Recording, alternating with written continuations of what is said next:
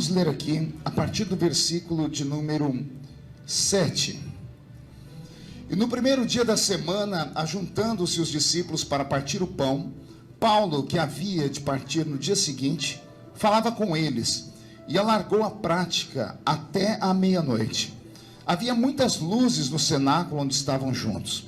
E estando um certo jovem por nome Eutico, assentado numa janela, caiu do terceiro andar, tomado de um sono profundo que lhe sobreveio durante o extenso discurso de Paulo, e foi levantado morto. Paulo, porém, descendo, inclinou-se sobre ele e, abraçando-o, disse: não vos perturbeis, porque a sua alma nele está. E subindo e partindo o pão e comendo, ainda lhes falou largamente até a alvorada, e assim partiu. E levaram vivo o jovem e ficaram não pouco consolados. Amém, igreja? Fecha a Bíblia, coloque sobre o colo, incline a sua cabeça por um minutinho. Pai, eu estou aqui neste ambiente que o Senhor preparou para esta noite. Os seus filhos já me colocaram em suas mãos, já oraram pela minha vida, e a minha oração não invalida deles, mas a minha oração, Senhor, completa a oração deles. O Senhor sabe que desde adolescente eu fiz um pacto de todas as vezes que tomar o microfone, orar. E a minha oração é aquela antiga, Senhor, que o Senhor cerque este lugar com a sua glória. E num raio de 5 quilômetros, onde houver um demônio alojado, eu dou a esses demônios segundos para sumirem daqui. Porque se não sumirem, serão queimados pelo poder da sua glória que aqui será derramado. Rasgue os céus sobre esta laje. Manda anjos de fogo descerem aqui. Que estes anjos desçam trazendo brasas de fogo nas mãos. Comecem a esparramar estas brasas entre nós. E onde houver um crente cheio do Espírito Santo, pega ele nesta madrugada, Jesus, e mostra o caminho da verdadeira e poderosa adoração. Fala conosco, fica conosco. É o que eu te peço agora e sempre. E toda a igreja diz: amém. Os que podem dar a Jesus mais uma linda salva de palmas. Maravilha. Eu vou começar a ministrar, só vou fazer um pedido aos irmãos. Quando você for levantar ou precisar se locomover, olhe para o chão, está cheio de fios. Tente não pisar nos fios, tá? Que cada vez que você encosta no fio, dá aquele terremoto aqui, né? Aí tem gente que acha que é o anjo bradando, ou a trombeta tocando.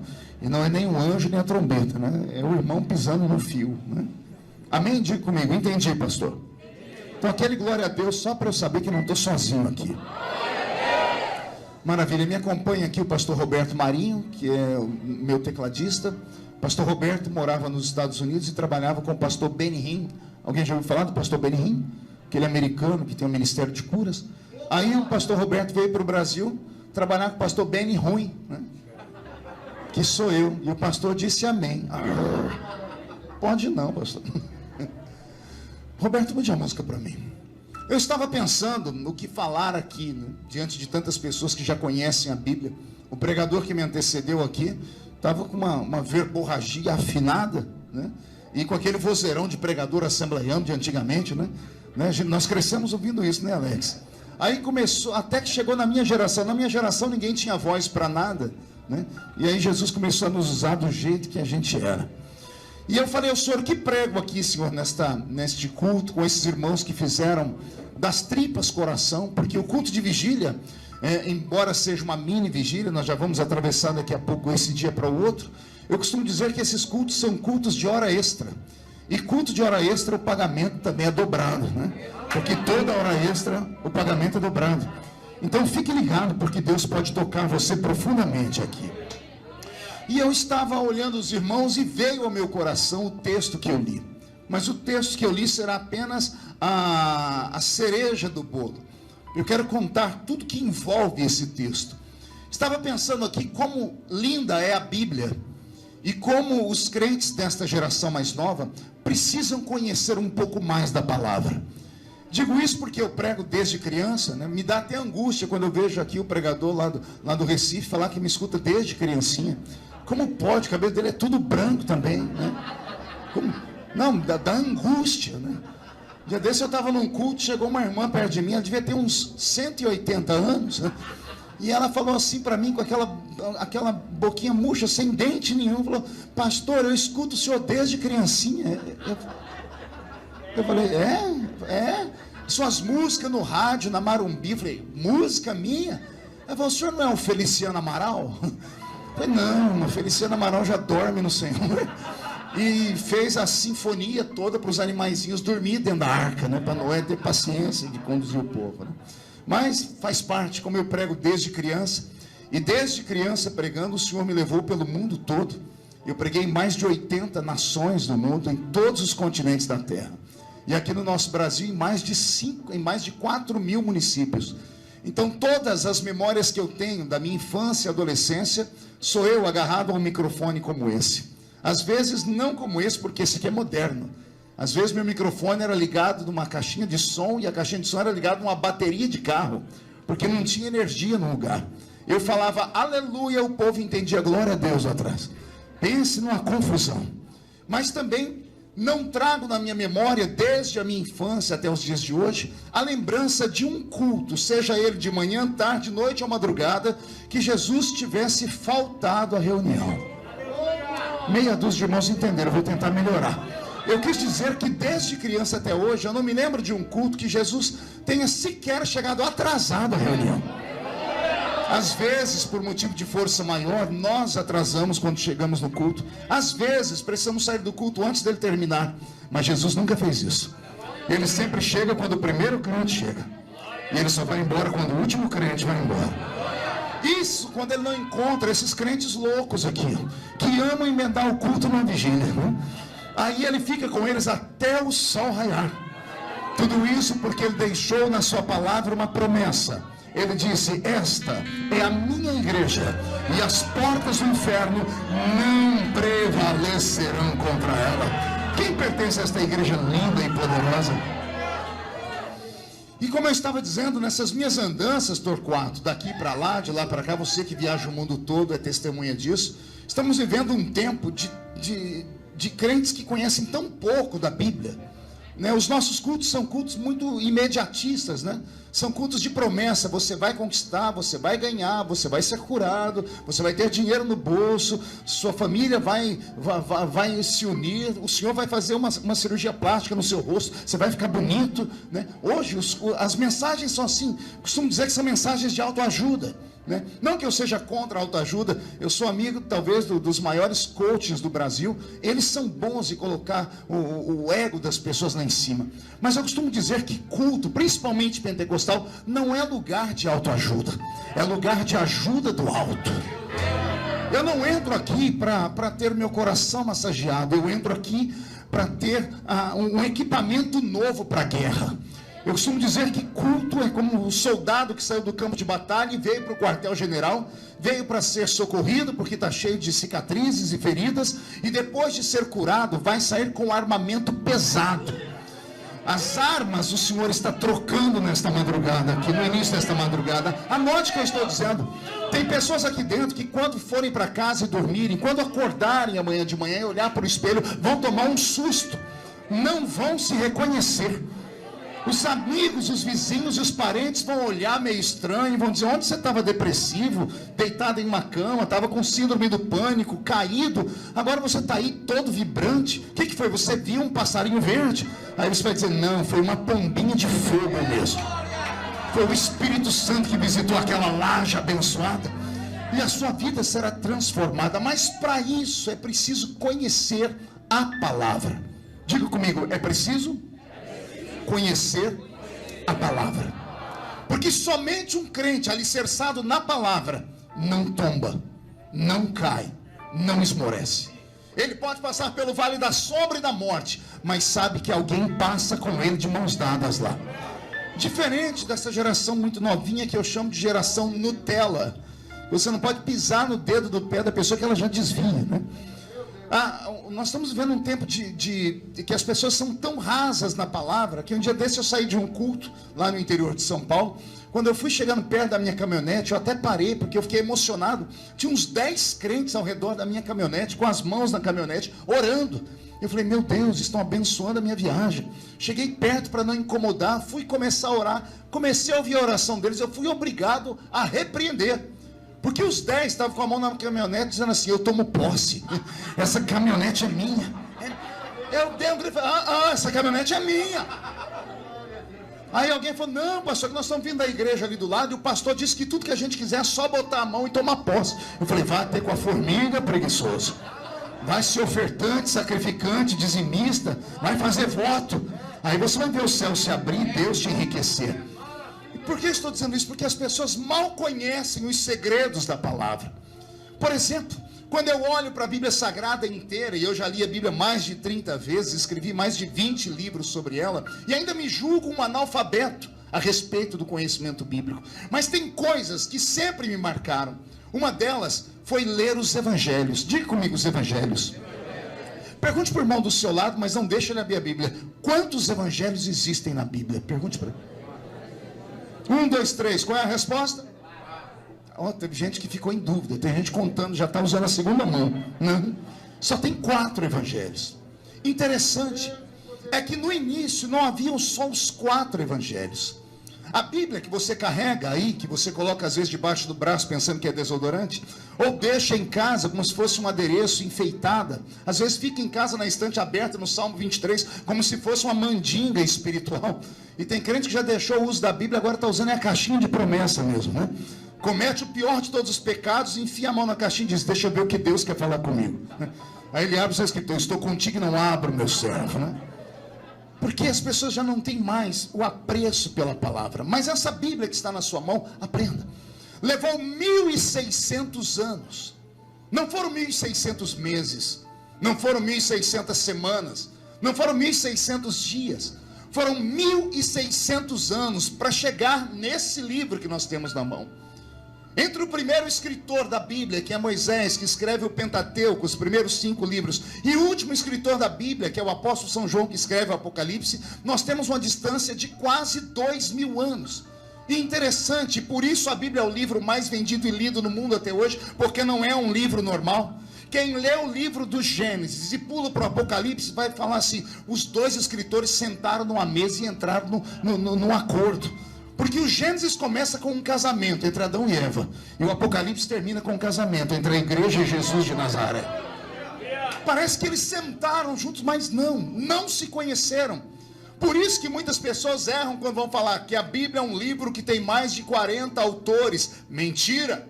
A Bíblia tem mais de 40 escritores. Autor é um só. E ele está sentado no alto e sublime trono nesta noite. Ele é tão grande que mesmo assentado no trono, os seus pés estão pisando aqui na laje. Mas a face dele está diante dos serafins que estão cantando. Santo, santo, santo é o Senhor dos exércitos. E a rocinha está ficando cheia da sua glória. Então olha a beleza desse livro. Pois bem, 1.600 anos. A Bíblia Sagrada tem, a Bíblia Protestante tem 66 livros. Quantos livros? A Bíblia Católica, da qual a nossa se originou, porque eles vêm antes de nós, tem 7 livros a mais. E antes da Bíblia Católica ser formada, Daniel, o imperador Constantino, que foi aquele que foi o encarregado de cristianizar o mundo todo da sua época, porque até no início do reinado dele os crentes morriam nas arenas, morriam naqueles coliseus, como o Coliseu de Roma. Pensavam que poderiam matar um crente, mas cada gota de sangue que caía naquela arena brotava 10, 30, 100, 500 crentes. Eles achavam que matando os crentes ia intimidar os outros, mas as pessoas eram tão escravizadas, quando viam alguém morrer por aquilo que acreditavam, dizia, deve valer a pena, então eu quero morrer também no lugar deles ali. E as pessoas se converteram. Constantino percebeu que o reino todo de Roma, mais da metade dele já era cristão. E com medo de um motim, ele cristianiza o mundo todo da sua época. Quem ler as fábulas vai ler que Constantino diz que ele estava na guerra, olhou para o céu e viu uma cruz em chamas, e ouviu uma voz dizendo, por esta cruz vencerás. Isso é tudo conversa fiada. Constantino era um político. Como era um político, sabia como governar o povo, e com medo de um motim, ele transforma o reino dele todo em cristãos. E ele começa a observar outras religiões que já existiam, e ele percebe que as religiões que mais prevaleceram e permaneceram no mundo eram religiões que tinham um livro. Diga comigo, um livro. Mais uma vez, um livro. Ele viu os judeus que eram embasados no Velho Testamento, no que nós chamamos de Torá, que são os primeiros 5 livros da Bíblia. Então Constantino diz, esta religião, o cristianismo vai além da religião, é uma filosofia. Porque é uma filosofia que ensina o homem a respeitar pai e mãe, respeitar a esposa, amar o próximo com a si mesmo. Então ele diz, preciso de um livro. Então ele começou a buscar os livros proféticos de Israel, e também os livros escritos na era pós-Jesus, depois que Jesus veio, morreu e ressuscitou. Lá nas cavernas do Qumran, em Israel, encontraram mais de 180 livros. Constantino pegou todos esses livros e colocou na frente dos monges católicos e disse, eu preciso que vocês separem os melhores livros, os livros mais sagrados que falam de acordo com aquilo que eu penso, porque eu quero um livro escrito. Nas cavernas do Qumran, onde encontraram esses 4 evangelhos, encontraram outros 36. São 40 evangelhos, e eu já li todos eles, porque existem livros contando sobre os evangelhos apócrifos. O que eram os livros apócrifos? Eram livros escritos, segundo eles, sem a inspiração divina. E Deus foi permitindo, porque este livro se tornou o nosso guia. Então tivemos outros livros, e a pergunta que eu sempre fiz foi essa: se tinham 40, por que escolheram 4? Por que não 5? Por que não 6? Porque Deus permitiu que somente 4 escritores tivessem deixado na Bíblia para nós os seus evangelhos. Pergunte para mim, por quê, pastor? Quem conhece a Bíblia sabe que a Bíblia não é um livro que fala apenas com palavras. Ela fala com números. Existe uma numerologia bíblica. O crente pentecostal fica ouriçado quando compra qualquer coisa e aparece o número 7. Ele é renovado na hora. Ele comprou um carrinho velho, quando foi emplacar, apareceu o número 7, ele já entra no mistério. Eita, porque o número 7 é o número da... O número 3 na Bíblia é o número da Trindade, o número 1 fala do Deus único, o número 40, que é um número que aparece muito na Bíblia, é o número da provação. 40 anos de Israel no deserto, 40 dias de Elias jejuando, 40 dias de Jesus no deserto. Então existem números na Bíblia que falam conosco. O número 4 também fala. Pergunte por quê? Só fala se todo mundo perguntar. Porque o número 4 é um número da plenitude da terra. Todas as vezes que você ler a Bíblia, tem partes na Bíblia que é até engraçada. A Bíblia diz que existem 4 cantos da terra, só que a terra é redonda.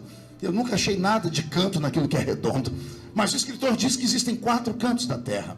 Existem 4 estações do ano que governam o nosso mundo. Existem 4 pontos cardeais primários: norte, sul, leste e oeste. O número 4 é o número da plenitude da visão do homem. Vou dar para vocês aqui um exemplo. Eu sei que muitos crentes aqui já foram em cinema, e se eu perguntar quem foi, vai ter gente que não vai levantar com medo de ser excluído, então não vou perguntar. Mas quem conhece cinema desde lá atrás, vão se lembrar que a primeira vez que foram ao cinema, o cinema era mudo, só havia imagem. Aquele cinema era chamado de Cine 1D, em uma única dimensão, que era a imagem. Se você for hoje em qualquer shopping assistir um filme normal, sem ser aquelas salas com 3 dimensões, você vai olhar o bilhetinho e vai estar lá, Sala Cine 2D, 2 dimensões, porque passaram a ter som e imagem. Daqui a pouco os homens foram evoluindo e criaram o filme em 3 dimensões. Quem já assistiu alguma coisa em 3D aqui? Você coloca aquele óculos, a primeira vez que eu coloquei, eu quase saí correndo. Porque eu vi o negócio que estava lá na tela, vinha aqui, eu fiquei igual palhaço tentando agarrar. E não ri não, porque eu sei que tem muita gente aqui que já fez a mesma coisa aqui. Por que 3 dimensões? Porque além de você ter imagem e som, você interage com aquela visão. Só que aí vem um ser humano, sabe como é, e cria o cinema em 4 dimensões. Não sei se no Rio de Janeiro já tem. Eu me lembro quando fui aos Estados Unidos, eu fui lá na Disney e eu fui assistir um filme em 4 dimensões, Jesus de Nazaré. Pense num terremoto na tela lá, um navio chacoalhando e a sua poltrona começa a chacoalhar também. Eu crente pentecostal, o sangue de Jesus tem poder. O que é esse negócio aqui? Daqui a pouco começa um desenho dos Simpsons e aquela bebezinha dos Simpsons solta um pum. E o cheiro vem na cara da gente do pum. Porque na poltrona da frente tem uma canaleta que sopra. Aí para não deixar a gente atormentada, eles colocam lá uma rosquinha daquelas do Dunkin' Donuts, aquele cheiro gostoso. Quando passa numa chuva, cai água em cima da gente, mas só em forma de borrifar. O que é o cine 4 dimensões? Ele não tem só imagem, ele não tem só cor. Você não só interage, você se torna um ator dentro do filme. Você vive dentro dele. Isto é a 4ª dimensão. Ou seja, é a plenitude da visão dos homens. Existem 4 evangelhos na Bíblia só por um motivo. Pergunte qual? Cada evangelista foi um fotógrafo. E cada um deles tirou uma foto de Jesus. Um tirou uma foto de Jesus de frente. O outro tirou uma foto de Jesus de costa. Um tirou uma foto do lado esquerdo e a outra do lado direito. E quando você pega essas 4 fotos e coloca numa parede, você tem a visão plena daquilo. Se eu estivesse pregando em uma igreja antiga, não moderna, esse púlpito não seria assim. Seria de madeira. Quem já viu aqueles púlpitos de madeira? Se o pregador do púlpito disser, desenha este púlpito, as pessoas que estão na frente só vão conseguir desenhar na frente, enquanto que as que estão aqui vão desenhar as costas. A esquerda e a direita desenharão o que vem, porque ninguém consegue ter uma visão plena daquilo que é fechado, a não ser aquilo que está diante dela. Por isso, 4 visões, 4 dimensões, 4 retratos, e colocado na parede você tem uma visão plena de Jesus. O Evangelho de Mateus, por exemplo, desenha para nós um Jesus que é rei. Diga, rei. Pergunte para mim, por quê, pastor? Porque quem escreve é um judeu. E esse judeu, Mateus, ele só escreve isso porque ele viu um milagre pessoalmente quando Jesus estava caminhando pela terra. Mateus é possivelmente um dos únicos discípulos de Jesus que sabia ler e escrever. Havia aprendido aos pés do Dr. Gamaliel, lá na escola de Jerusalém. Aprendeu a arte da economia. Por isso foi absorvido por Roma, para ele se tornar um homem que mexia com dinheiro, um cobrador de impostos, um coletor de impostos. Você sabe como ele se converteu ou não? A Bíblia Sagrada diz que Roma mandou cobrar os impostos. Sabe como Roma cobrava os impostos dos judeus? Não mandavam um cobrador sozinho ir lá cobrar, senão as pessoas no motim matavam ele. Por isso que quando Jesus está caminhando na estrada, tem um cobrador de imposto em cima da árvore. Não é que ele subiu ali para ver Jesus, ele estava vindo na estrada e ele viu o povo vindo, com medo de sofrer o motim, ele subiu na árvore. Aí quando Jesus está passando, Jesus para e olha para a árvore e diz assim, ei Zaqueu, hoje me convém entrar dentro da sua casa. Por isso que Zaqueu já desce assim, olha, tudo que eu roubei eu vou devolver, devolvo até 4, medo de morrer. Porque os cobradores de impostos não andavam sozinhos. Quando Roma mandava alguém cobrar, ela escolhia uma província de Israel, escolhia a principal avenida e mandava 200 cobradores de impostos. Quantos cobradores? 200 cobradores, cada um deles tinha um guarda do lado dele, uma espécie de guarda-costa, um soldado da guarda pretoriana, que ficava com o seu escudo, o seu arpão e a sua espada fincada aqui na sua cintura. Ficava para guardar o cobrador de impostos. Fazia um pregão e as províncias, as cidades, as aldeias vinham, as pessoas iam pagar o seu tributo ali. Jesus está passando por uma cidade nesta hora. E como ele era um cidadão, ele também exercia o seu direito de cidadania. E ele vinha de uma fase onde ele foi empresário, ele era carpinteiro. Imagine que ser carpinteiro na época de Jesus era como se você fosse o dono da fábrica da GM, porque tudo naquela época era feito de madeira, carro era feito de madeira, os móveis eram feitos de madeira. Então Jesus fecha a sua empresa para começar a pregar, mas ele tinha que pagar o tributo ainda. Então ele está vindo com alguns discípulos e quando entram naquela avenida, 100 cobradores de impostos em mesas aqui, mais 100 aqui, soldados ali, detalhe, todos os cobradores de impostos usavam a mesma roupa. Isso era uma estratégia. Todos eram homens letrados e estudados. Todos eram judeus. E judeu vai deixando a barba grande. Todos usavam o quipá sobre a sua cabeça. Eu quero que você tenha essa visão agora. Imagine você em uma avenida, 100 cobradores de impostos de cá, 100 cobradores de impostos de cá, todos usando a roupa da mesma cor, usando um quipá sobre a sua cabeça, todos com barba na cara. Quem lembra do Bin Laden aqui? Depois do Bin Laden, qualquer barbudo que a gente encontrava na rua dizia, é o Bin Laden. Porque a barba esconde a fisionomia. Roma fazia de propósito isso. Pergunte por quê? Para que os cobradores de impostos não fossem reconhecidos. Para que ninguém olhando falasse, o filho da dona fulano de tal é cobrador. Quando todo mundo foi embora, a gente pega ele e mata, porque ele está roubando o seu próprio povo. Roma não tinha coragem de colocar romanos para cobrar os impostos. Por isso chamavam os judeus. E aí Jesus está entrando naquele movimento. Se eu conheço bem os discípulos práticos, eles devem ter dito: Senhor, cada um de nós vai ficar numa fila, quem for chamado primeiro, vai todo mundo para lá, porque a gente economiza tempo. E Jesus dizendo: não, aqui tem algo especial para fazer. E alguém diz: que tipo, Senhor? Tem alguém aqui que Deus escolheu.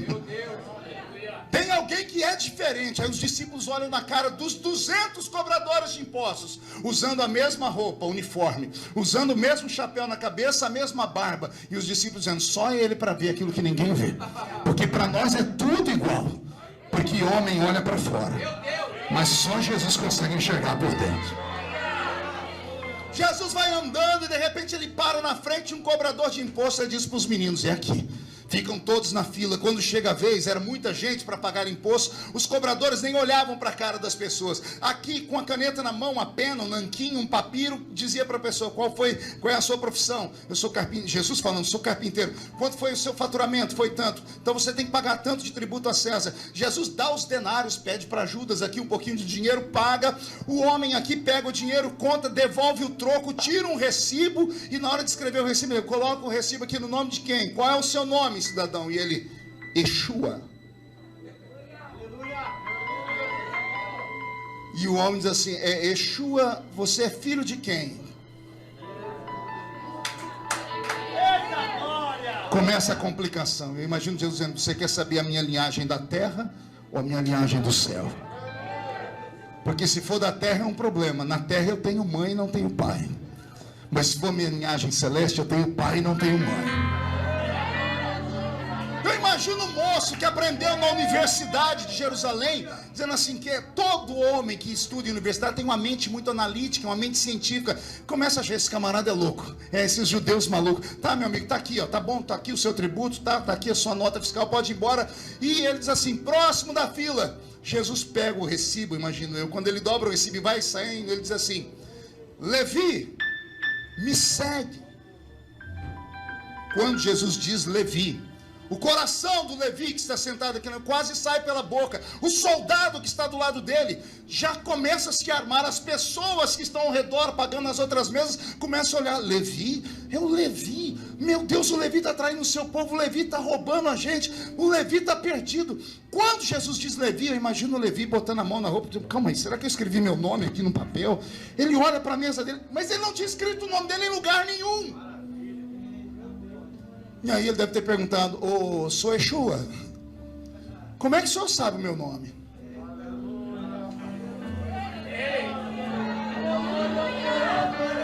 Aí Jesus deve ter olhado para ele dizendo assim: eu não sei só o seu nome, eu te vi no ventre da sua mãe, eu conheço o seu passado e posso escrever o seu futuro. Ei, Levi, me segue, Levi.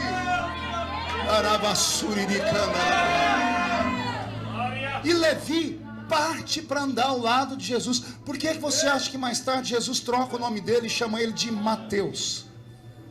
Porque o nome Levi ficou marcado. Todo mundo sabia que o tal do Levi havia traído Israel, então o nome dele é trocado para Mateus. E como era muito estudado, andou ao lado de Jesus, e ele sabia que somente o Messias tinha o dom da profecia.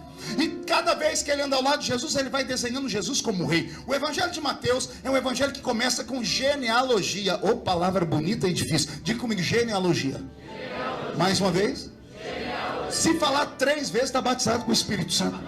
Ô, palavra abençoada. Genealogia. O que é genealogia? Eram pessoas que tinham linhagem, eram pessoas que sabiam de onde tinham vindo, eram pessoas que conheciam a estrutura da sua família, conheciam o pai, o avô, o bisavô, o tataravô, até traçarem a linhagem toda e chegar lá nas 12 tribos de Israel.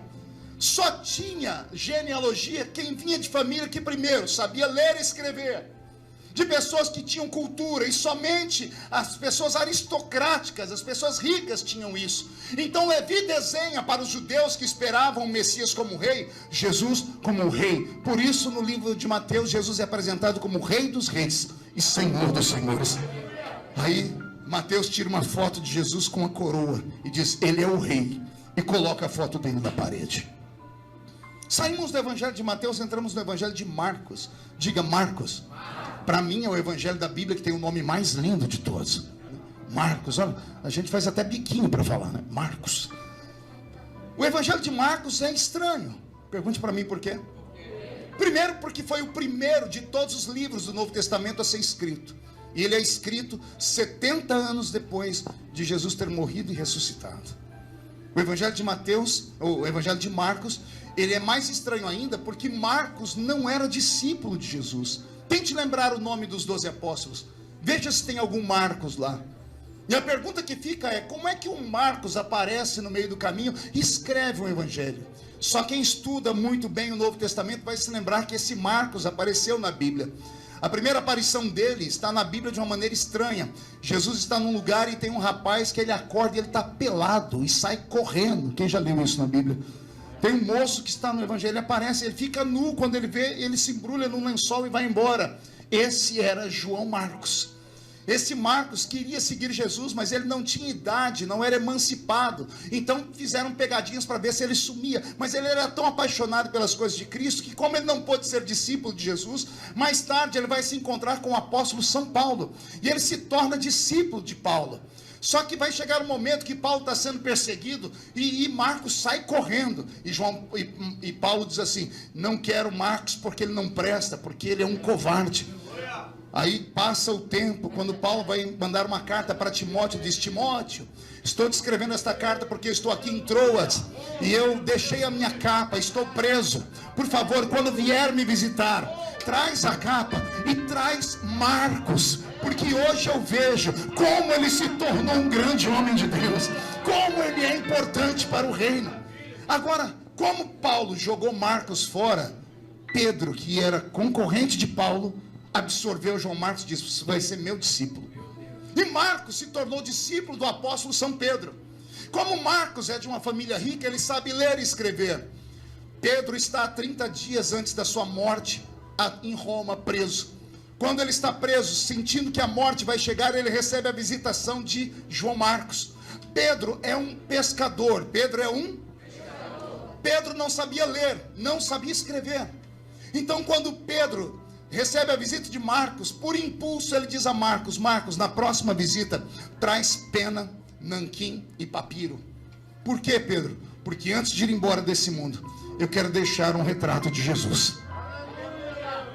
Na próxima visita, Marcos senta do lado de fora, do lado de cá das grades, e Pedro está lá dentro.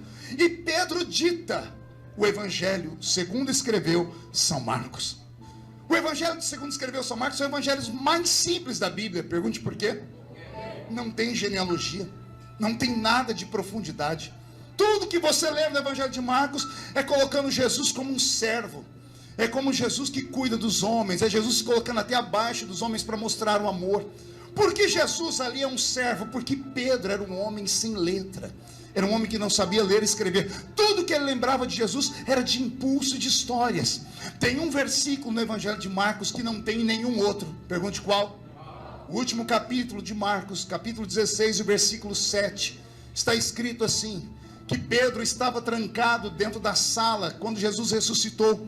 E quando as mulheres vieram lá do túmulo, entraram dentro da casa, elas pararam os homens que estavam lá dentro. Os discípulos disseram: estivemos na tumba e a tumba está vazia. 2 homens apareceram para nós e disseram: por que procurais entre os mortos aquele que vive? Ele não está aqui, ele já ressuscitou.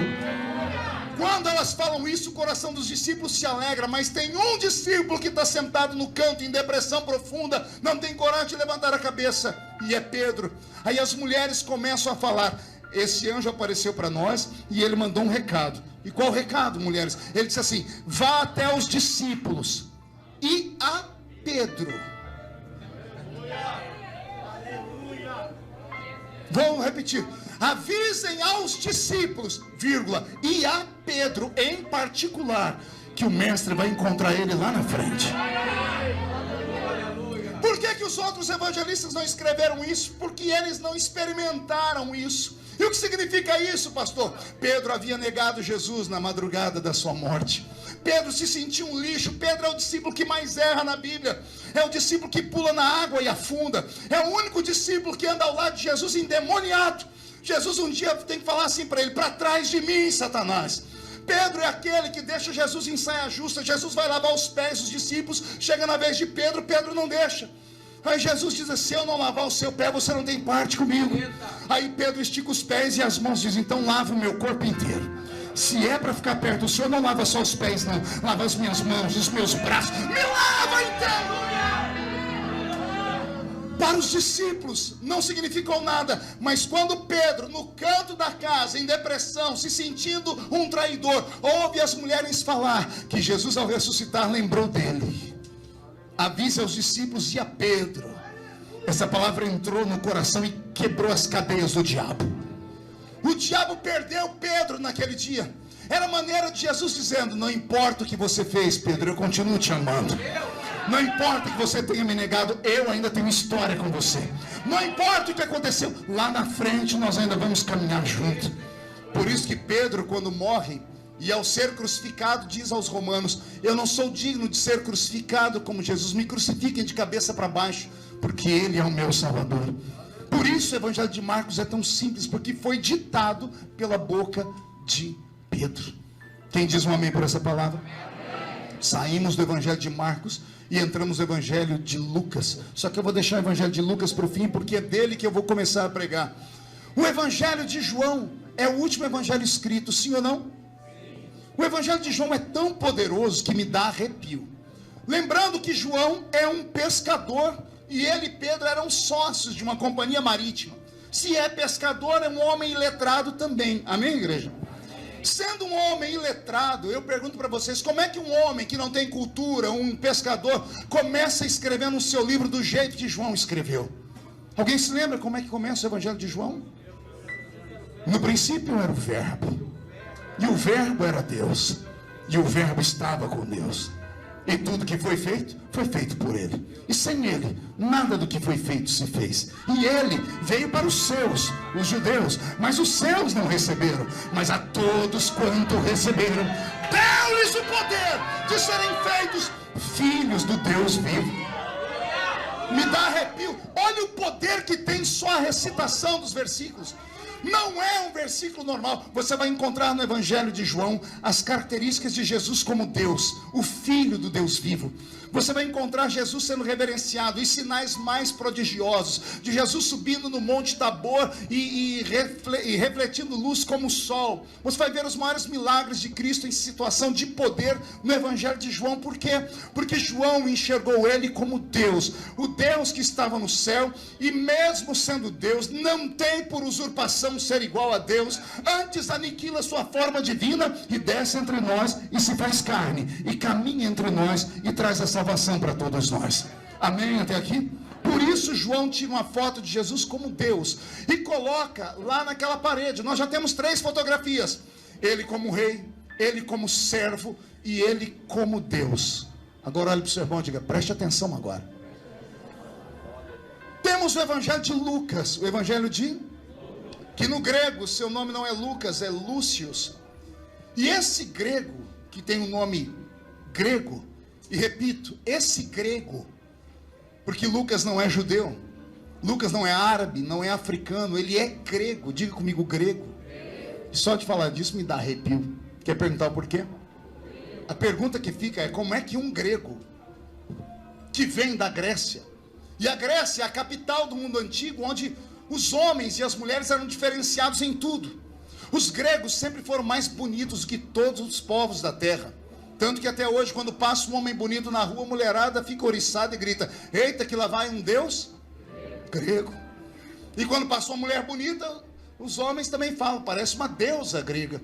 Os gregos tinham um DNA diferente, eram belos. Uma coisa é pregar para uma pessoa que quando olha no espelho você não sabe se ela está de frente ou de costa. Uma coisa é pregar para uma pessoa que não se aceita porque a sua autoestima é baixa. É muito fácil você chegar e dizer assim para ela: Jesus te olha por dentro e Ele te ama pelo que você é. Você consegue colocar a pessoa de pé. Quero ver você ir pregar para Gisele Bündchen. Quero ver você conseguir pregar o Evangelho para Leonardo DiCaprio. Essas pessoas que nascem diferenciadas com a beleza normal, por isso são exaltados a uma espécie de semideuses aqui nesse mundo. Os gregos eram bonitos. Além de bonitos, eram inteligentes. Diga comigo: inteligentes. Você já ouviu falar da tal filosofia? A tal da filosofia nasce com os gregos. Filosofia é uma palavra que vem do latim, a soma de duas palavras. Uma é philos e a outra é sofia.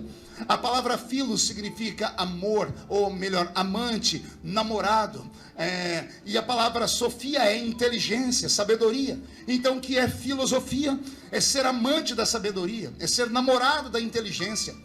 Antes de Jesus nascer, os homens da Grécia já ficavam filosofando. Já ficavam um olhando para o outro, vendo o sol, as estrelas, o vento, a árvore, e tentando explicar o que é isso. Os gregos criam matérias, são os gregos que vão inventar a tal da democracia, são os gregos que inventam a medicina, da qual Lucas vai estudar. A medicina nasce com Hipócrates. Então veja só, os gregos, além de serem bonitos, eram inteligentes. Além de bonitos e inteligentes, eram ricos. A terceira maior cidade da Grécia era a cidade de Éfeso, que nós temos aqui na Bíblia uma carta só para ela. Uma cidade que em baixa temporada tinha 500 mil habitantes, em alta temporada 1 milhão de habitantes. Estava em Éfeso, uma das 7 maravilhas do mundo antigo, que era o templo da deusa Diana, a Diana dos Efésios. Estava em Éfeso, o maior centro de feitiçaria do mundo antigo. E quando o apóstolo Paulo entra dentro daquela cidade, olha só que Paulo não tem a beleza dos gregos. Pelo contrário, é um homem de 1,5 metro de altura, uma cabeça desse tamanho, calvo por natureza. Há quem diga que era caolho e manco de uma perna. E é esse o modelo que entra dentro da cidade, dos homens bonitos, das mulheres bonitas, dos homens e mulheres ricos, dos homens e mulheres sábios. Ele vai andando pelas ruas da cidade, os gregos deviam olhar e procurar uma madeira para dizer isola. Um dizendo para o outro, a mãe dele deve ter jogado pedra na deusa para ser feio desse jeito. Mas se você tirasse o olhar da terra e visse o céu, a janela aberta e Deus olhando para a Grécia, Deus ia dizer, só tem um bonito aí. Só tem um aí que é a minha imagem, a minha semelhança. Porque enquanto os homens olham para fora, eu repito, eu continuo olhando por dentro. E é esse Paulo que sozinho vira a Grécia de cabeça para baixo. Ele fecha o templo da deusa Diana, ele acaba com a obra de feitiçaria. Alguém lembra de Atos 19? A Bíblia dizendo, e os feiticeiros da Grécia chegavam em Paulo e traziam as suas obras de feitiçaria, os seus livros de encantamento para serem queimados, porque o Deus de Paulo era maior do que os deuses da feitiçaria. E só para mandar um recado para os pentecostais que estão aqui, o nosso Deus continua o mesmo, tá? Não tem Zé Pilintra, Zé Pilantra, Chicaveira, Tranca-Rua, Preto Velho. Não há obra de mandinga, de feitiçaria, não há obra feita em cemitério, não há nome amarrado na boca de sapo que fique de pé do nome de Jesus de Nazaré. Nada, porque ele é maior do que tudo. E é esse Paulo que leva os gregos a conhecerem Jesus. Agora eu estou falando de Lucas. Lucas é um menino rico e mimado, um grego que sai da Grécia para estudar medicina no Egito, porque embora os gregos inventem a medicina, são os egípcios que pegam a medicina e transformam ela em matéria. Por isso que até os dias de hoje as pessoas ficam assombradas como é que aquelas múmias estão em estado de conservação depois de 2, 3 mil anos. Tamanha era a medicina que os egípcios usavam. Lucas aprende medicina no Egito. Ao invés de voltar para a Grécia, o Egito faz divisa com Israel. A cidadezinha que separa Israel do Egito chama-se Tebas. Ele sai do Egito, atravessa Tebas, Daniel, e chega em Jerusalém. Ao invés de ir para a Grécia, ele diz, eu vou montar meu consultório aqui em Israel mesmo. Ele monta um consultório e conta a tradição que numa bela noite de madrugada, alguém bate a porta do médico Lucas. E alguém diz assim, doutor Lucas, nós precisamos do senhor na casa do doutor fulano de tal, um homem importante. Por quê? Porque tem um homem lá que precisa da sua ajuda. Lucas pega a sua maletinha, o seu estetoscópio e vai para esta casa. Quando ele chega nesta casa, ele sobe no 3º andar da casa e deitado em uma cama está um homem de 1,5 metro de altura. Cabeça calva por natureza, aquele olho que eu disse para vocês e a perna torta.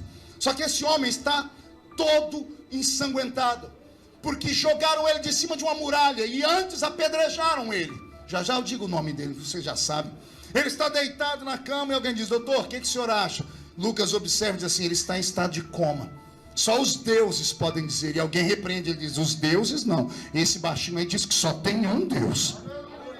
Isso começa a mexer com a mente do médico, porque todo médico é um cientista e tem curiosidade. E Lucas passa a cuidar daquele nanico que ficou em coma 1, 2, 3 meses, não se sabe. E cada vez que ele está cuidando, o nanico era famoso, recebia visita de pessoas. Diz a história que entrou dentro da casa a família do Nanico. E quando olharam para ele na cama, ensanguentado, perguntaram ao médico: Lucas, vai demorar muito para ele voltar, doutor? E Lucas diz: só os deuses sabem. E as pessoas começam a rir e dizem: não, doutor, enquanto ele era da nossa família, ele até cria em alguma coisa, mas depois que ele virou dessa religião aí, ele só acredita num Deus. Como assim? Ele fala que esse Deus deu tudo para ele, quando na verdade tirou, doutor. Quando ele voltou lá para nossa cidade, em Tarsis, a família deserdou ele, e ele, que era um homem poliglota e advogado, teve que aprender a costurar a tenda para sobreviver. Um dia nós fomos questionar ele, sabe o que ele disse para nós? Eu sei viver em abundância, mas também sei padecer necessidade. E nem a altura, e nem a profundidade pode me separar do amor de Jesus Cristo. Um dia está Lucas lá cuidando do doente, e entra um povo que vem lá da Grécia, parentes de Lucas, assim, de sangue. E quando entra assim: doutor, falta muito para ele voltar. Por que? Pergunta. Não, que ele esteve lá na nossa cidade, em Tessalônica, e ele fez uma pregação que deixou a gente tudo meio perturbado. Como assim? Foram falar para ele da morte, ele deu risadas, porque ele disse que vai chegar uma hora que as pessoas vão ressuscitar. Como assim? Eu imagino a pessoa pegando um papelzinho no bolso. Calma aí, que é muito difícil que ele falou. Ele falou que é uma tal de escatologia que ele pregou para nós. Coisas do futuro. Ele dizia, O que ele falou para vocês? Ele disse assim, e dada a palavra de ordem, o mesmo Senhor descerá do céu com alarido, voz de arcanjo e trombeta de Deus. Os que morreram em Cristo ressuscitarão primeiro. Depois nós, os que ficarmos vivos, seremos transformados e arrebatados seremos, e estaremos para sempre com o Senhor Jesus nos ares. Naramassuri de Candorou, Assuri de Candarabas. Herebeherebessuri Candorou, Macharabacaba. Essas histórias de arrebatamento, de morto ressuscitar, entram na cabeça do grego Lucas, do médico, e ele não entende bulhufas. Ele fica curioso. Ele agora quer ver o moço deitado na cama. Qual é o nome de quem está deitado na cama? Ele quer ver esse tal de Paulo ressuscitar logo, voltar dos mortos, porque quem está em coma está meio vivo, meio morto, e espera ele voltar para ele questionar, até que chega o dia que Paulo volta. Quando Paulo abre os olhos e senta na cama, Lucas está lá, e Lucas diz: deita. Mas por que? Deita, eu sou seu médico, deixa eu ver sua pulsação. O que o médico faz? E Paulo começa a perguntar: onde estou? Quem sou eu? O que estou fazendo? E Lucas conta para ele: acharam você caído num despenhadeiro ali, parece que jogaram pedra, te jogaram de cima, e a memória vai voltando. E Paulo diz: eu sei o que eu estava fazendo. Doutor, o senhor me libera porque eu tenho que voltar a fazer o que eu estava fazendo. E Lucas diz: não, você não pode sair de perto de mim de jeito nenhum, porque a responsabilidade da sua saúde está sobre mim, eu sou pago para cuidar de você. Ele diz: doutor, me libera logo, não posso, você não pode sair daqui. E o doente começa a gemer: ai! E Lucas diz: está vendo? Você não pode sair daqui. O que está doendo? É a cabeça? Ele diz: não, doutor. Ai! Ai, o que? O que está doendo? As pernas? Você caiu de... O que? Não, ai! Ai, o que, Paulo? Ai de mim! Se não anunciar o Evangelho de nosso Senhor e Salvador Jesus Cristo. Essas coisas ficam na memória do médico grego. E o médico então faz um negócio com Paulo. Pergunte qual? Só fala se todo mundo perguntar. Só se perguntar fazendo biquinho. Que povo fofo. Ele diz assim: vamos fazer o seguinte, o senhor não pode ficar sem orientação médica. Eu, Lucas, me proponho a caminhar contigo como seu médico particular. Paulo já vai dizendo: não tenho dinheiro para pagar. Ele diz: não quero dinheiro. Eu quero escrever sobre a sua história. Eu já sou rico, já sou médico, já estou cansado disso. Eu quero coisas diferentes. E em você eu vi algo diferente. Você permite? Eu ando do seu lado como biógrafo, mas não sou da sua religião. Meu Deus é Zeus.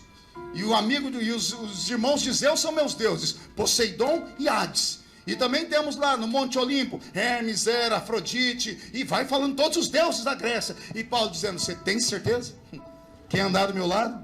Por quê, Paulo? Porque o que eu tenho em mim pega. Pegou aí ou não?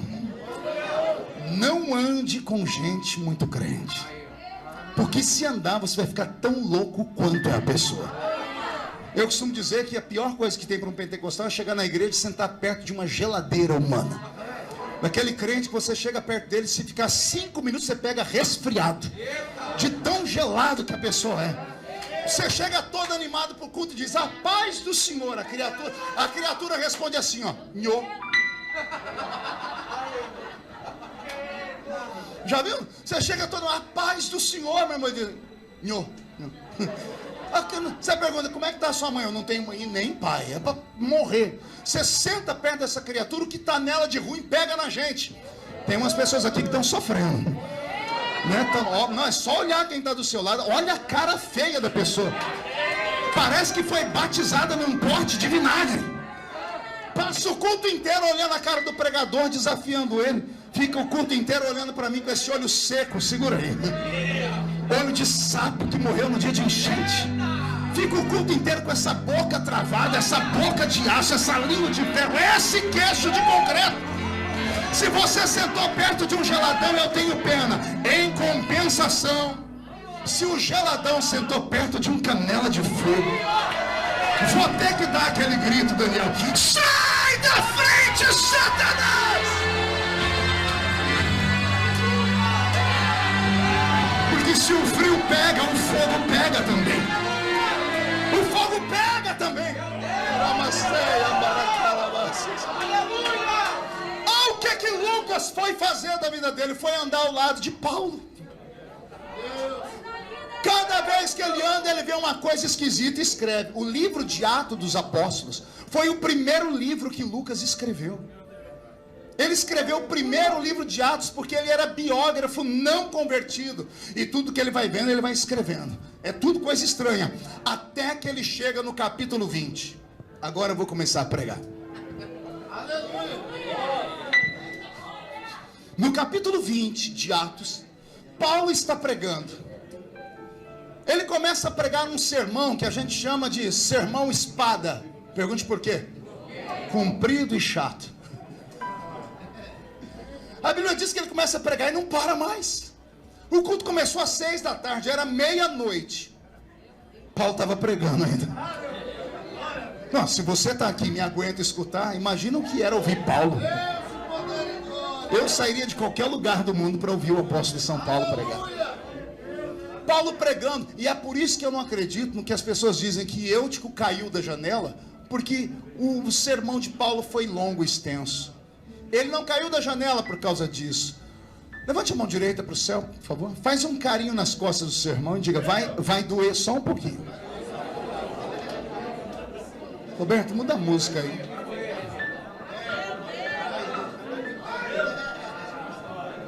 Eutico despencou daquela janela por algumas razões. Primeira razão, ele resolveu sentar na janela.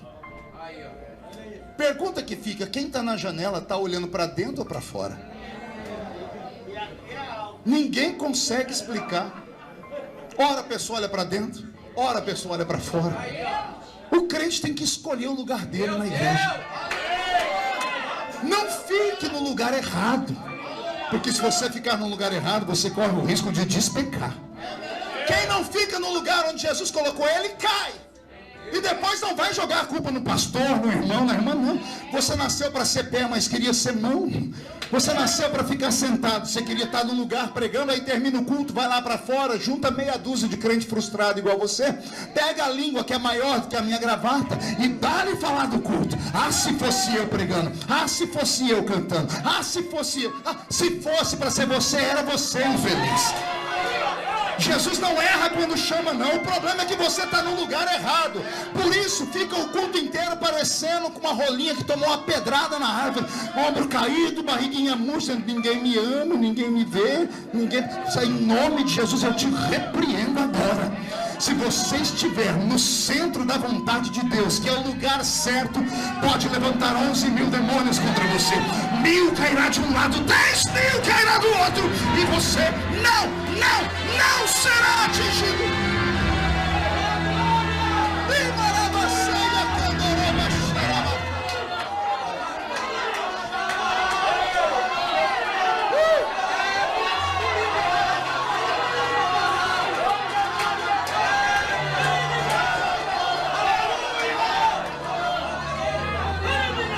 Me escute. O que eu vou falar agora, você talvez nunca ouviu. A Bíblia Tudo que está escrito nela, nada é sem sentido. Antes da Bíblia falar que Eutico caiu, a Bíblia dá uma pista. A Bíblia diz: e as lâmpadas estavam acesas na casa. Repito, havia muitas lâmpadas acesas na casa. Falo de novo. Havia muitas lâmpadas acesas. Só que as lâmpadas lá não eram como essas. Não havia energia elétrica. Eram menorás, eram castiçais, eram lamparinas, que quando acesas, eram acesas movidas a azeite. O azeite batido, com fogo aceso, iluminava o ambiente. Como o culto começou às 6, foi até meia-noite, quando deu umas 7, 7:30, acenderam as lâmpadas da casa, no primeiro piso, onde o povo estava. Mas Eutico estava sentado no terceiro andar. Ele estava sentado na janela. A fumaça das lâmpadas aqui embaixo começaram a subir. E Eutico está lá em cima. E o lugar do crente não é lá em cima. Todo mundo quer estar em cima. Aquele que quer estar em cima nunca estará. Porque não é o seu desejo, tem que ser o desejo dele. Porque isso fala de arrogância, isso fala de pessoas que querem pular degraus. E Eutico estava em cima. E as lâmpadas acesas mandavam fumaça para cima. Quando eu era menino, lá na Vila Tatu, a gente não tinha energia elétrica em casa. E eu não dormia, porque criança elétrica, se eu sou assim agora, imagina quando eu era menino. Tipo, sabe, de 5 anjos para me segurar. E aí minha mãe tinha uma fórmula mágica para me fazer dormir. Pergunte como. Ela botava uma lamparina na minha frente e um papel. Eu pegava o meu dedo e colocava o dedo na fumaça da lamparina. Alguém já fez isso? Aí na ponta do dedo criava um carvão, porque era movido a querosene. Aí com o carvão eu desenhava no papel. E ficava ali 15 minutos, não passava de 20. Cada vez que eu colocava o dedo na fumaça, a fumaça parava de subir e ia entrando aqui na minha narina. Como ela ia entrando na minha narina, ia entorpecendo. Daqui a pouco eu começava, em vez de falar Jesus, falava Genésio. E ia até desmaiar, porque a fumaça entorpecia. Eutico está sentado no terceiro andar. As lâmpadas estão acesas. E o que sai da lâmpada é o resultado do azeite queimado. É o incenso. É oferta de libação. É oferta de adoração. Somos os vasos do Senhor cheios de azeite. O fogo do Espírito desceu sobre nós. Cada vez que o fogo desce sobre o vaso cheio de azeite, sobe uma fumaça. Sai a adoração. Sai o grito de glória. Aleluia. Hosanas, línguas estranhas, profecias. E tudo que sai daqui não é para o homem, não é para o pastor, não é para o evangelista, não é para o pregador, não é para o cantor, não é para o círculo de oração, não é para a banda, não é para os jovens. O que sai é para aquele que está sentado no alto e sublime trono. Deixa eu te contar um segredo. Você sabia que o seu grito não chega no céu como barulho?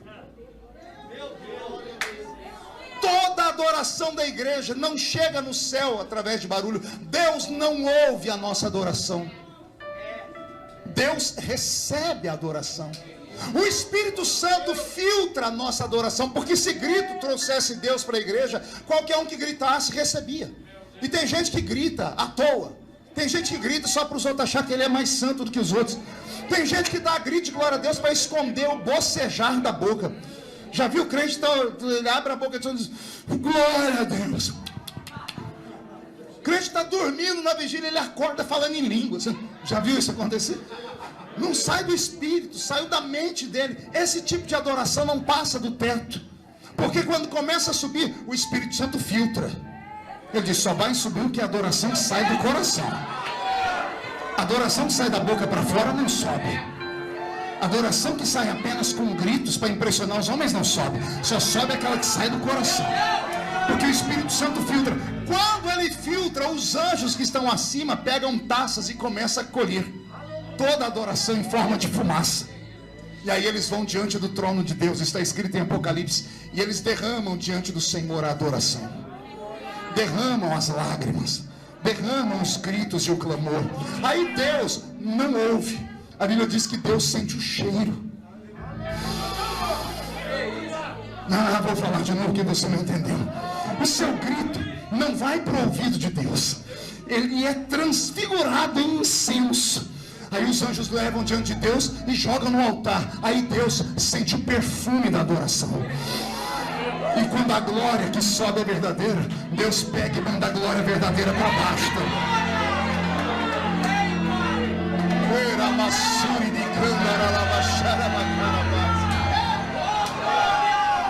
Olha onde vai dar isso.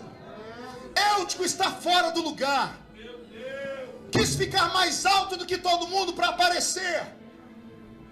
Como estava fora do lugar, mais alto do que todo mundo, quando começou a subir a fumaça, ele sentiu o cheiro que não era para ele. O produto da lâmpada acesa não é para o homem. Como ele sentiu aquele perfume, ele simplesmente se entorpeceu. Quantos crentes você conhece que ficaram entorpecidos, embriagados com a fama? Eu me lembro de um grande amigo meu, se não me falha a memória, o moço cantou uma música dele agora há pouco aqui, que ele chegou a dizer assim: gente, eu estou acima da média. Você deve se lembrar disso. As pessoas ficam se perguntando por que hoje em dia os ministérios de louvor não têm longevidade. Também ministério da palavra, a pessoa começa, sobe como um foguete e tomba. Por quê? Porque essas pessoas acham que são elas. Idiota é o ser humano que se vangloria de algo que não é dele. As pessoas perguntam: pastor, qual é o segredo da longevidade do seu ministério? Eu digo: primeiro é a misericórdia, e segundo, que eu sei o que eu sou, um nada. Eu sou um ser humano. A palavra ser é uma entidade invisível, e a palavra humano vem de humus, e humus é terra misturada com esterco. E eu não preciso falar para vocês o que é esterco. Então o que é um ser humano? É um espírito, uma entidade invisível que habita num corpo podre. Como é que um espírito que habita num corpo podre vai bater no peito dizendo: eu sou, eu tenho, eu faço, eu aconteço? São loucos, são ignorantes, são cegos, sofrem com a síndrome de Lúcifer. São criaturas, mas acham que são criador. Só porque aparecem mais que os outros, acham mesmo que o seu talento é insubstituível. Acham que vão viver para sempre. E mal sabem eles que quando Deus quer usar, Ele pega uma criança lá do meio da comunidade mais simples. Ao invés de Deus levantar alguém lá no grande templo com 500 mil membros, Deus entra na rocinha, sobe aqui na laje e começa a olhar esses crentes simples que poderiam estar dormindo, mas estão buscando. E o Senhor diz: o avivamento nasce aqui.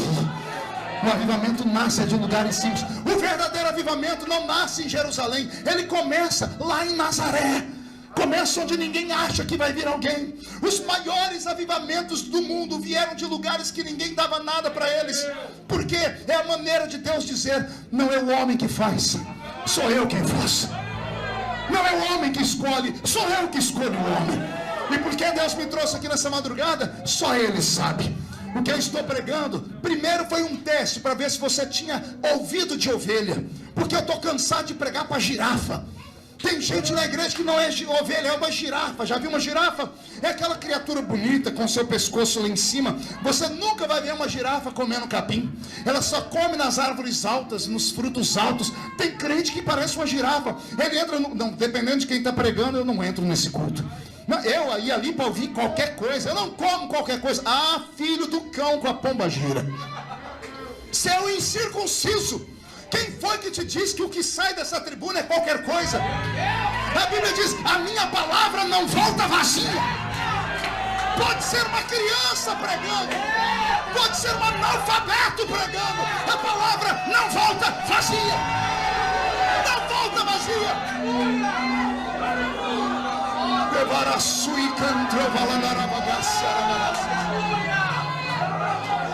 Eu comecei falando de teologia para sentir a igreja. E olha que eu vi gente amando, dizendo estou aprendendo. Mas eu vi gente olhando para o relógio e dizendo por dentro assim, ele não é mais o mesmo. Eu queria ver aquele menino da Vila Tatu que dava golpe de Kung Fu. Ele mudou. Mudei sim. Porque o tempo passa e todos mudam. Mas mudou só a embalagem. O conteúdo ainda é o mesmo. Agora dá uma olhadinha para você, crente. Não mudou nada a embalagem, mas por dentro você morreu. Não profetiza, não tem humildade, não aceita mais nada, pula de igreja em igreja como se fosse um macaquinho pulando de galho em galho. Procura a perfeição em todos, esquece que igreja não é. Você quer perfeição? Não vem à igreja, vai numa reunião do Lions Club, vá na maçonaria. Lá tem lugares de pessoas perfeitas e ricas. Igreja é hospital, querido. E no hospital só tem doente de Covid, canceroso, leproso. Mas o médico dos médicos está ali. A pessoa entra podre e sai curada. Entra caída e sai levantada. Aqueles que têm a humildade, é claro. Eutico estava no lugar errado e recebeu um perfume que não era para ele. Que Deus te coloque no seu lugar. E quando Jesus te levantar, se esconda na cruz. Porque o segredo da longevidade de qualquer ministério está na humildade. Está em você reconhecer que você é só um mero instrumento. E detalhe, nunca esqueça suas origens. Não esqueça de onde Jesus te levantou. Olhe sempre para trás, pelo retrovisor. Tem gente que diz, não, crente não olha para retrovisor, é só para frente, para frente. Não, às vezes você precisa olhar para trás. A marcha mais poderosa de um carro não é a primeira nem a quinta, é a marcha ré. Pode ver que só tem uma. Para frente é 5, para trás é uma só. Porque é muito difícil usar uma marcha ré. E às vezes é preciso usar uma marcha ré, é preciso reconhecer quem você é. O segredo da minha sobrevivência está nisso. Os meus amigos me chamam de Highlander. Alguém lembra do Highlander? Era aquele herói que as pessoas matavam, daqui a pouco olha ele vivo de novo. O que já foi de gente no meu enterro. Sério, chegam no enterro e se frustram, porque quando chegam lá, quando vão ver lá o corpo, tem um bilhetinho, desculpa aí, ressuscitei ontem. Nunca conseguiram fazer a minha missa de 7º dia. Não deram conta, por quê? Porque eu estou alicerçado em Cristo. Quando alguém pensa que derruba, eles se esquecem que só pode derrubar aquele que levantou. O que o homem dá, o homem tira. Mas quando Deus dá para nascer um homem na terra, um demônio no inferno ou um anjo no céu capaz de tirar. Se esconda em Cristo e você vai ver o seu ministério crescer. Saia da janela e vá cultuar com o povo. O Eutico despenca lá de cima, o infeliz, e cai e quebra o pescoço. Acabou com o culto de todo mundo. Olha o problema do crente fora do lugar. Olha o problema do crente arrogante. Tira a atenção de quem está pregando da palavra para ele. Acabou o culto, todo mundo foi ver o morto lá. Quando está todo mundo vendo o morto, começa a gritaria. Era meia-noite, pergunte qual gritaria. Um médico, precisamos de um médico, um médico. Quem é que vai achar médico à meia-noite? E não é que tinha um médico lá. Muda a música, Roberto. No meio do povo vem um moço alto, bonito, parecendo esses atores de Hollywood, cabelos encaracolados. Alguém diz, quem é esse? Dá licença, meu nome é Lucas, eu sou médico. Sou médico, sou da Grécia. Estava aqui passando. Ele não queria falar que estava com Paulo. Dá licença, deixa eu ver o doente. Lucas dá uma olhadinha, quando ele vê a cara do outro, ele diz, isso aqui morreu. Saindo um pedaço do cérebro pelo ouvido, que ele destroncou o pescoço, caiu lá de cima. Ele pega a pulsação, não tem pulsação. E aí, como todo médico bem experiente, ele diz assim, quem é a família? A família do rapaz ali. Como médico eu decreto, perdemos ele. Como assim perdeu, doutor? Isso é uma linguagem médica. Ele morreu. Começa o desespero. No meio do desespero vem chegando um nanico de 1,5 metro. Caolho e manco de uma perna. Careca, estava pregando lá. Gente, o que está acontecendo? Acabou o culto ali. E Lucas dizendo assim, Paulo, falando entre os dentes, pensou, sai daqui agora. Por quê, doutor? Por quê, Paulo? As pessoas te jogam de cima de muralha quando você prega. Quando a notícia esparramar na cidade que esse adolescente morreu no seu culto, vão querer te cortar em pedacinhos. Cai fora, vai embora. Ele diz, calma, doutor. Quem falou para o senhor que ele morreu? E eu imagino Lucas, eu sou médico. Meu diploma veio do Egito. Ele está morto, eu atesto que ele está morto. Eu acho que nasceu com Paulo essa história de a gente procurar sempre uma segunda opinião. Foi no médico, o médico falou alguma coisa, procura outro. Ô, doutor, ainda bem que eu não ando só com o senhor, eu tenho outro médico que anda comigo, viu? Eu imagino o Lucas dizendo, gente, não escuta ele não, ele caiu de cima da muralha, eu cuido, ele bateu a cabeça. Doutor, só me dá licença, eu vou pedir uma segunda opinião para o outro médico que anda comigo. Paulo, nós estamos na viagem, já tem dias, só eu e você. Não, doutor, tem um outro médico que anda comigo. Só dá licença que eu vou telefonar para ele. Paulo vai para um canto, pega o seu celular e liga para o médico dos médicos. Você conhece o telefone do médico dos médicos? Não. Tem número, 3332. Jeremias, capítulo 33. Está escrito lá, verso 30... Capítulo 33, verso 2, está escrito, clama a mim, responder-te, anunciar-te coisas grandes e firmes, que você ainda não sabe. Detalhe, o telefone de Jesus nunca está fora de área, não acaba a bateria, não fica sem sinal, e não fica assessor com o celular na mão. É ligar se tiver. É claro que não é qualquer um que ele atende. Ai, meu Deus. Porque antes desses telefones terem Bina, que é o identificador, o de Jesus lá no céu tem também.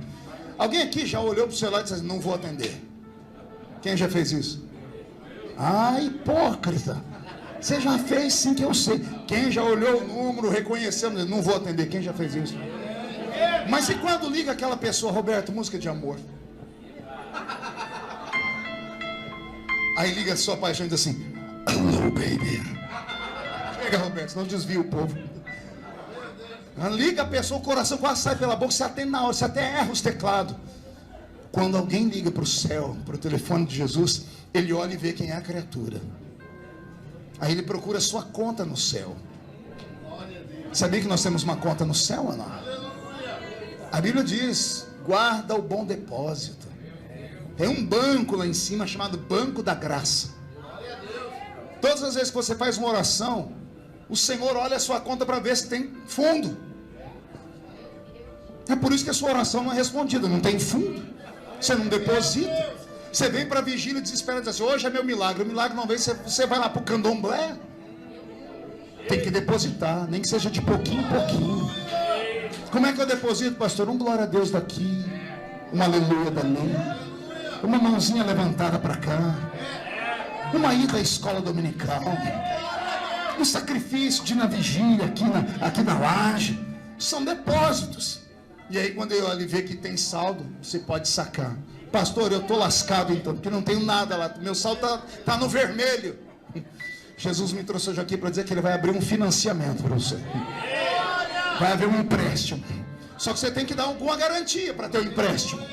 E qual é a garantia, pastor? Você provar para ele que você ainda o ama, que você vai sair dessa vigília com a vida transformada, que você vai passar a amar mais esse livro do que os livros que você anda lendo.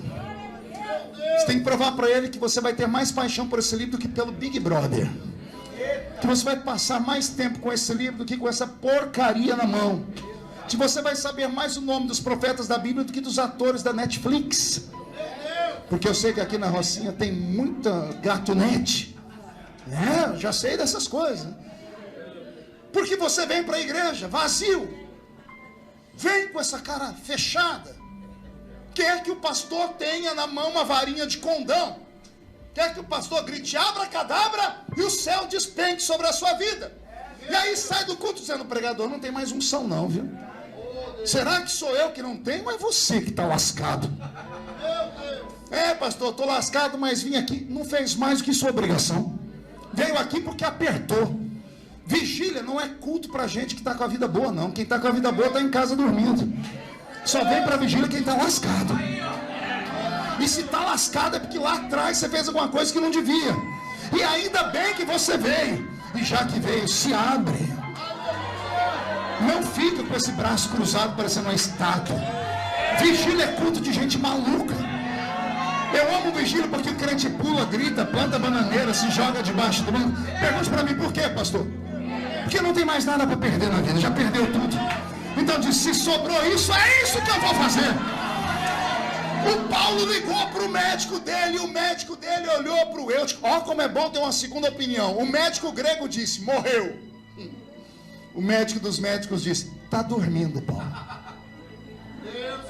Paulo abre um sorriso colgado e diz assim, gente, o moço está só dormindo, viu? A alma está dentro dele ainda. Eu imagino Lucas tentando sair de fininho. Paulo catando morto. Já que está dormindo, vamos acordar ele. Eu imagino Paulo dando uma sacudida, o pescoço parecendo de um frango destroncado, até que de repente o pescoço endurece. E todo morto da Bíblia que ressuscitou, ressuscitou fazendo assim, ó, atchim! O espírito volta, alguma coisa ruim sai, a morte vai embora. Paulo coloca aquele moço de pé. E deve ter dito a eles que mais tarde ele vai contar para a igreja de Corinto. Assim como Jesus Cristo ressuscitou entre os mortos, aquele que está nele,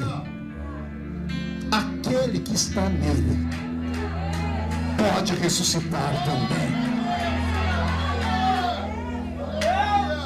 Pergunte, o que aconteceu depois, pastor? Paulo voltou para a igreja e foi pregar de novo. A Bíblia diz que ele pregou até a alvorada. E quando terminou o culto, ele fez uma santa ceia. E quando está todo mundo saindo do culto, há um moço de pé na porta vivo. E todo mundo arrepiando, dizendo assim, ele estava morto e ressuscitou. O Cristo que ressuscitou Eutico numa madrugada, como já passamos da meia-noite, ele está aqui para ressuscitar você também. Vai ressuscitar os seus sonhos. Vai ressuscitar o seu ministério. Vai ressuscitar a sua família. Vai ressuscitar a sua chamada. E quando esse culto terminar, você descer aquelas escadas, vai descer possuído pelo Espírito Santo. E na próxima vigília não vai caber gente na primeira laje, na segunda laje, vai ter que ir para o meio da rua, porque esse lugar será chamado de Casa da Ressurreição. E só quem crê nessas histórias desse pregador maluco, fique de pé comigo, por gentileza. E dê uma salva de palmas a Jesus.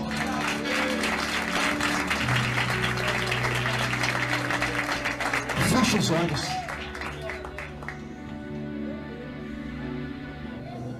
Você precisa ter primeiro a coragem de reconhecer que você precisa de algo mais forte na sua vida. E para ter algo mais forte, você tem que sair da terra. Porque as coisas da terra se limitam à terra.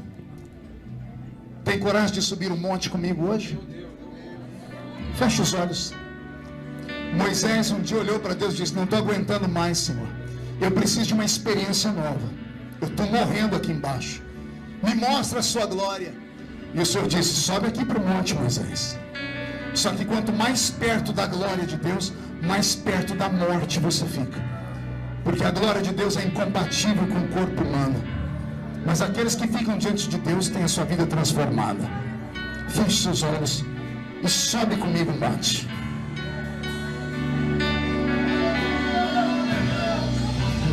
Casa mais simples, que o anjo da morte não entra. A estrada que corre pro mar, o vento que abre o caminho é você. Ele é tudo isso. Ele é a luta, é a vitória. É você. Feche os olhos. Vamos subindo, é um cântico de degraus. A nuvem que aponta o destino É a mesma. é a mesma que cobre o passado. O pão que sacia a fome, A rocha que mata a minha sede é você.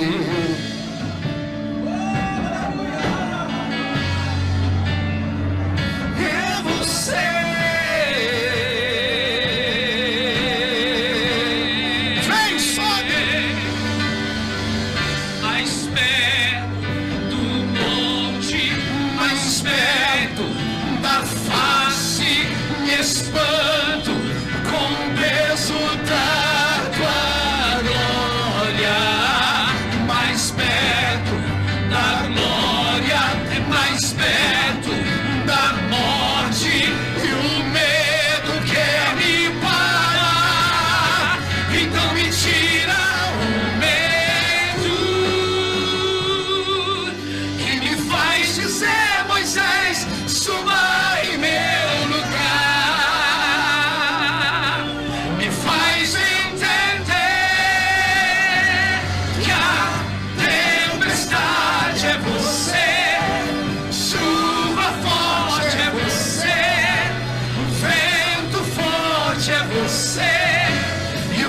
faz tremer as pernas. A porta aberta é você, mas a fechada é você. É tudo sobre você. Mais perto do monte, mais perto da face, me espanto com o peso da tua glória. Mais perto da glória, mais perto da morte, e o medo quer me parar, então me tira o medo. Que me faz dizer, Moisés, suba em meu lugar. Me faz entender, vem, que a tempestade é você, chuva forte é você, vento forte é você, e o que me faz tremer as pernas, a porta aberta. Mas a fechar é você, tudo sobre você.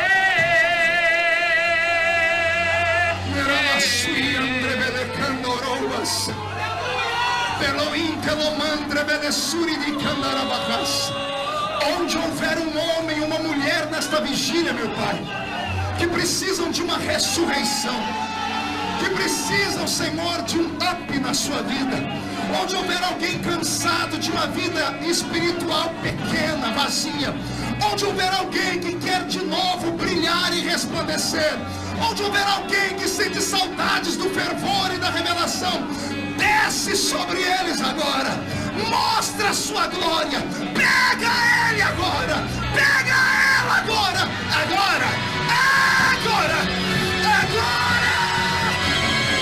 Eu vou subir no monte que muitos desistiram e vou ficar lá até te encontrar.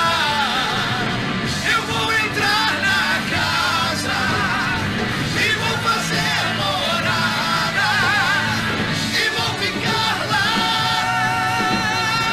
até te encontrar. Levante a mão direita para o céu comigo.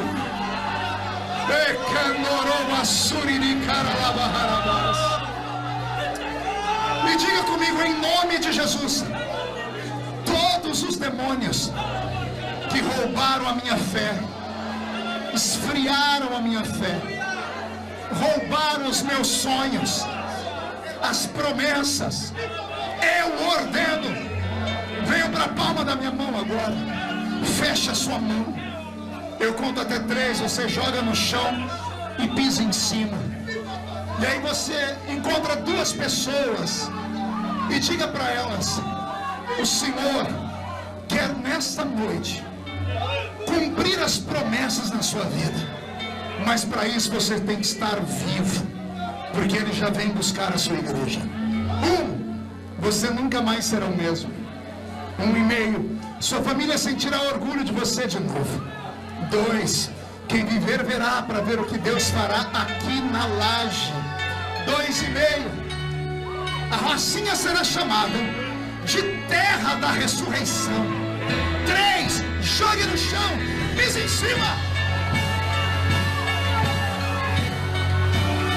Cumprimente, abrace 2 pessoas, diga para ele: as promessas vão se cumprir. Tu és a minha luz, a minha salvação, e a ti me renderei. Se ao teu lado estou, seguro em tuas mãos, eu nada temerei.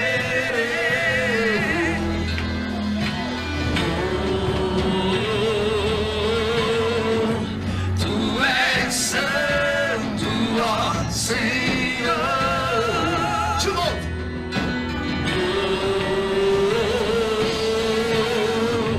Tu és digno de louvor.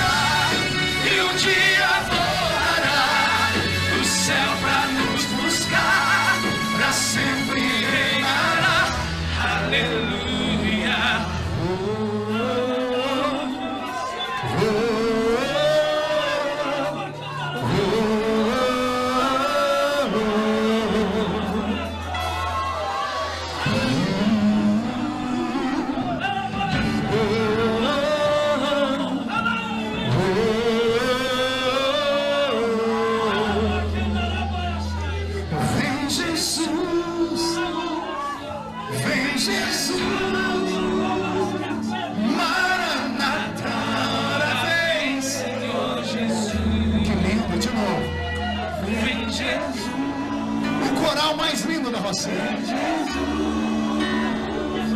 Maranata, hora vem, Senhor Jesus. Pela última vez, bem forte. Vem, Jesus. Canta, povo de Deus. Só em ti confiarei, só em ti confiarei. Eu nada temerei, em frente eu irei, pois eu sei quem está. E um dia voltará do céu pra nos buscar, pra sempre reinarás. Aleluia.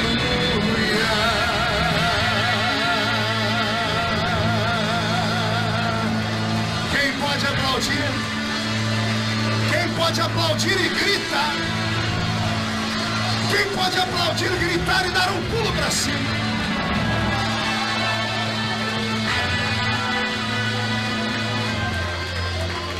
Amém. Murcha a barriga e estufe o peito. Olhe para esta criatura do seu lado, diga para ela: entendeu? Jesus te trouxe aqui para mudar a sua vida. Agora olhe os olhos da pessoa. Se não tiver vermelho, enfia o dedo no olho dela, por favor. Amém, igreja? Tome seu assento aplaudindo a Jesus mais uma vez.